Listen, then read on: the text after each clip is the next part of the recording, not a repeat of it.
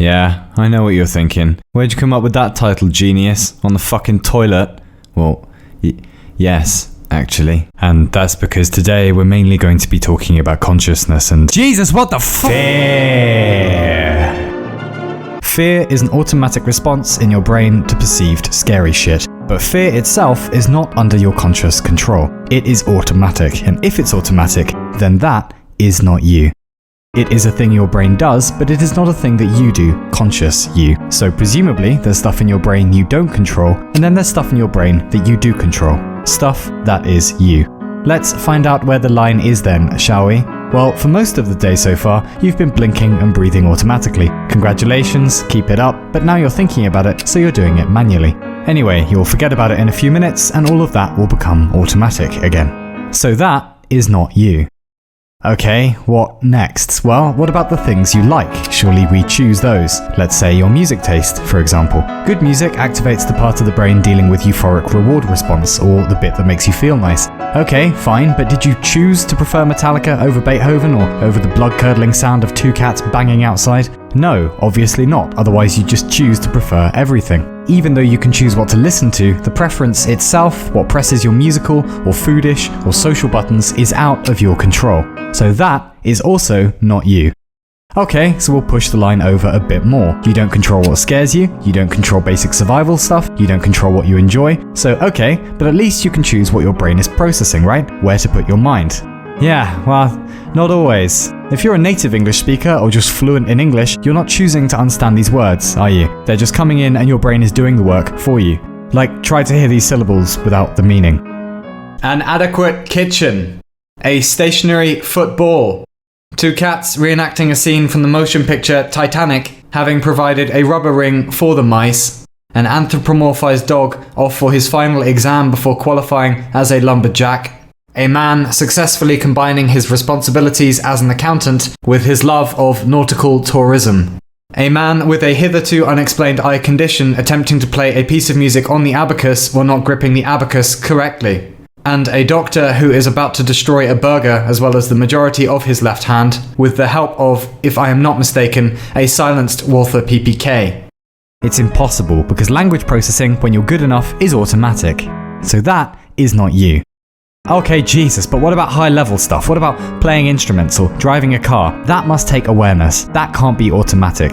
Yeah, okay, probably, for the first while. But if you play an instrument, you may have noticed your fingers just know what they're doing, automatically. Or if you drive, you know it's possible to get from A to B in a car and spend the entire time having an argument in your head with your dad because he still hasn't bought you that fucking Etch-a-Sketch, while never actually thinking about changing gear or pushing the pedals. So high-level motor coordination, when you practice it, can be completely automatic too. Yeah, okay, but at least simple motor tasks are in your control, moving a hand or a leg or whatever.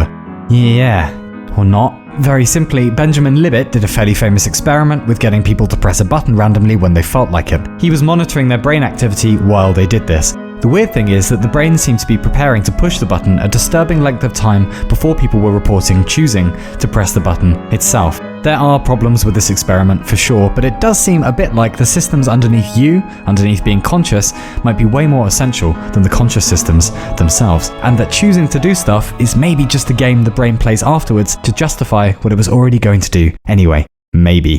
Okay, so fear isn't you, survival stuff isn't you, preference isn't you, lots of motor control isn't you. Christ, what else is going on in there that isn't you? Well, a fair bit actually, like, oh, you know, balancing when you walk, or falling asleep and waking up, or remembering who you are, or where you are, or when you are, or fetching memories in the first place, or taking all of the perceptions that are coming in through your senses and turning them into a coherent picture of the world that actually makes fucking sense, or even just processing everything at the same time, or processing text, or perceiving color, or just pretty much anything. Most of it is automatic, or at least not mediated by you consciously.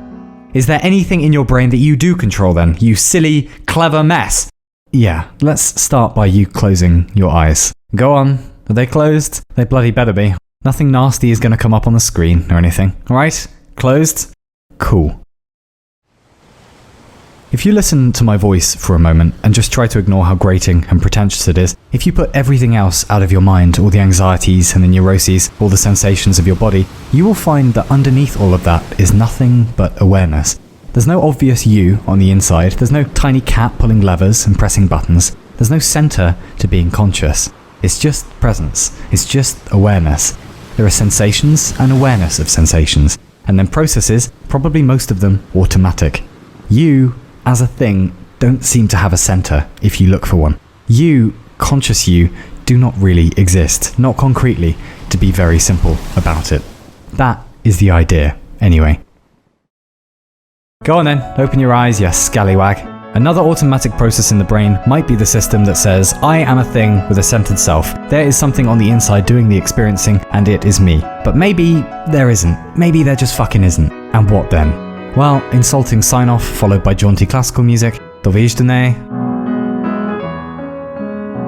Hang on a second. Look, even if you are kind of a lie, which you might be, me too, you are still self-aware, whatever happens. And that is pretty unique. We don't know how self-aware other animals are. Almost no animals recognize their reflection for some reason, except maybe some of the great apes, possibly dolphins, elephants, and magpies for some reason. But a bigger question is if there are other species in the universe, and there probably are, and if they've been around a while, and they probably have, are they self-aware? We always seem to make out that advanced aliens will have gone down similar lines to us, starting as cells, going up and up, building fast food joints, smoking doobies, etc. But would they be self-aware necessarily? Like, maybe evolution accidentally made some higher mammals on Earth self-aware because it's better for problem solving or something in this one case. Maybe it was just one of those weird drunken experiments nature undertakes sometimes, like platypuses or Winchester. Maybe we just got really lucky. This might be a one-time trick in the universe and we got to take it for a test drive. And that really gets one thinking, because what we need is a global holiday, and we'll call it Being Alive is Fucking Cool Day, where everyone gets the day off and just for a bit, even for a few hours, takes the time to remember that everyone you meet, however shit, is kind of a miracle in plain sight.